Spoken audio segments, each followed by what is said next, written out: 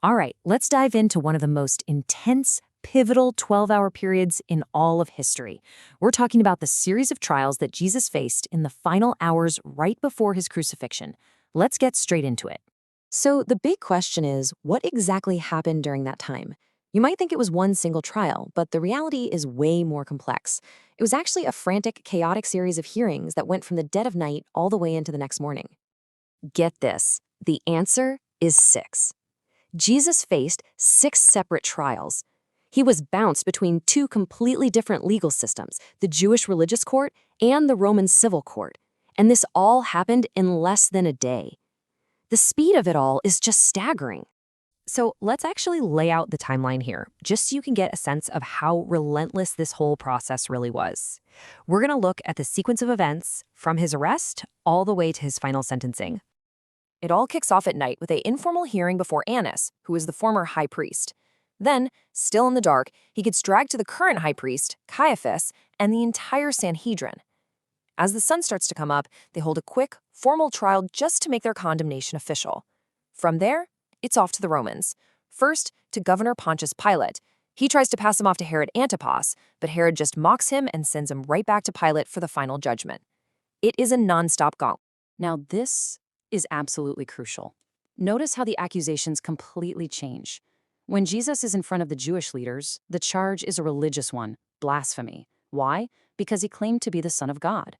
But they knew that charge would mean nothing in a Roman court. So by the time they get him to Pilate, the charges have suddenly become political, sedition, telling people not to pay taxes, and claiming to be a king, which, of course, was a direct threat to Caesar. And if you want to know just how much of a sham that religious trial was, just look at this. It was riddled with illegalities according to their own laws. You couldn't hold trials at night. You couldn't hold them during a festival like Passover. A death sentence had to have a night's delay before it was carried out. You couldn't force the accused to incriminate himself, and he had a right to a representative. Every single one of these rules was broken. So this completely illegal religious trial leads us right into the next phase, and to the key political figure in this whole drama, the Roman governor Pontius Pilate, who suddenly finds himself facing a massive dilemma. And here's the thing you got to understand. Pilate knew Jesus was innocent. He questions him, he sees that these political charges are bogus, and he even says so publicly. He states loud and clear, "I find no fault in this man." And that's where his whole internal conflict really begins.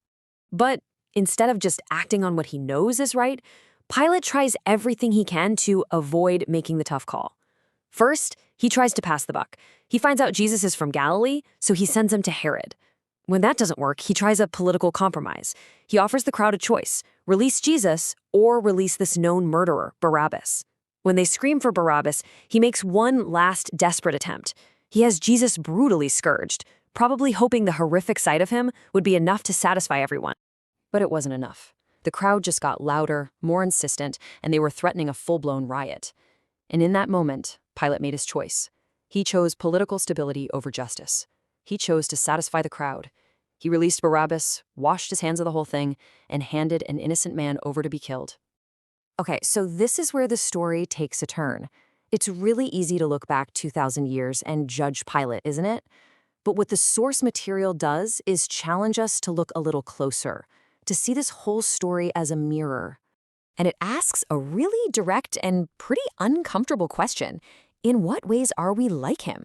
How do his choices actually reflect our own tendencies when we're the ones under pressure?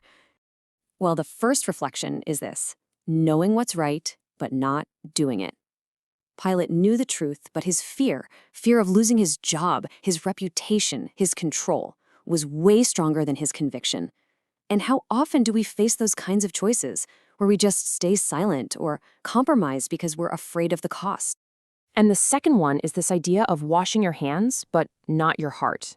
Pilate made this big public show of saying he wasn't involved, but that little symbolic act didn't actually clear him of his responsibility, did it? It's such a classic human temptation to try and get out of our moral duty by just saying, hey, this has nothing to do with me. And finally, there's this: choosing the crowd over the truth. Pilate was scared of a riot. We might be scared of being made fun of, or being isolated, or just losing that feeling of social safety. And so we choose temporary peace, we choose to fit in, over standing for what we actually know is true. And all of this brings us to the core insight here.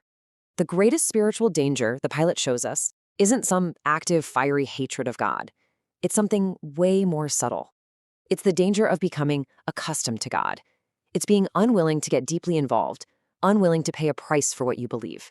See, Pilate didn't hate Jesus. He just didn't love justice enough to risk anything for him. So, if that's the danger, this kind of spiritual hardening, how do we guard against it? How do we keep our own hearts from growing calloused? Well, the source material offers 5 really practical steps for keeping our faith alive and responsive. First, when you read this story, look in the mirror. Don't just ask, what does this teach me? Ask, what does this reveal in me? Next, stay with the uncomfortable parts, like when Jesus is silent, and really sit with the question of why he endured that. Third, remember the price. Don't just gloss over the word cross. Think about the real cost, being misunderstood, mocked, abandoned. From there, the fourth step is to seek God's heart. Pray not just to see your own failings, but to see his incredible love right in the middle of all that suffering. And finally, turn all that reflection into action. Obey in one small way. Take one concrete step today. A soft heart really comes from small, consistent acts of faithfulness. And that leaves us with this final, powerful question. It's the same question Pilate faced, and honestly, it's a question we all face, in moments big and small. When truth is standing right there in front of you, demanding a response, who will you choose? God or the crowd?